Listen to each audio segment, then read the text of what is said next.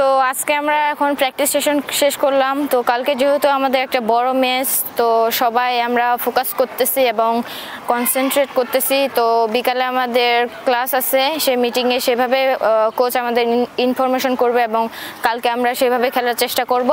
তো আশা করছি একটা ভালো গেম হবে। আর আপনার দেশবাসীর কাছে চাওয়া থাকবে, সেটা হচ্ছে আপনারা সবাই আমাদের জন্য আশীর্বাদ ও দোয়া করবেন এবং আমাদের জন্য বেশি বেশি দোয়া করবেন যাতে আমরা ভালো ম্যাচ খেলে জিততে পারি।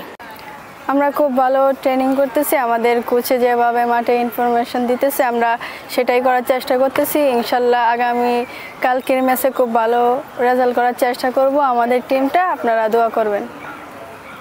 কালকের ম্যাচে যদি নামার সুযোগ হয় চেষ্টা করব ভালো খেলার। আসসালামু আলাইকুম, আমি শাহেদ আক্তার ইফার, বাংলাদেশ জাতীয় দলের একজন সদস্য। তো আমরা সবাই আল্লাহর রহমতে সবাই সুস্থ আছি, সবাই ভালো আছি। তো আজকে অনেক ভালো ট্রেনিং হয়েছে। তো আমাদের কালকে ম্যাচ, তো আমরা ফাইটিং ম্যাচ, আমরা সবাই রেডি হয়ে নামবো ইনশাল্লাহ। আমরা চেষ্টা করব যে কালকের ম্যাচটা যেন উইন করতে পারি। তো আমাদের এটাই চেষ্টা যে কালকের ম্যাচটা উইন হলে ইনশাল্লাহ আমরা কোয়ালিফাই করতে পারবো। সবার কাছে দোয়া চাই, সবাই যেন আমাদের জন্য দোয়া করবেন। আসসালামু আলাইকুম।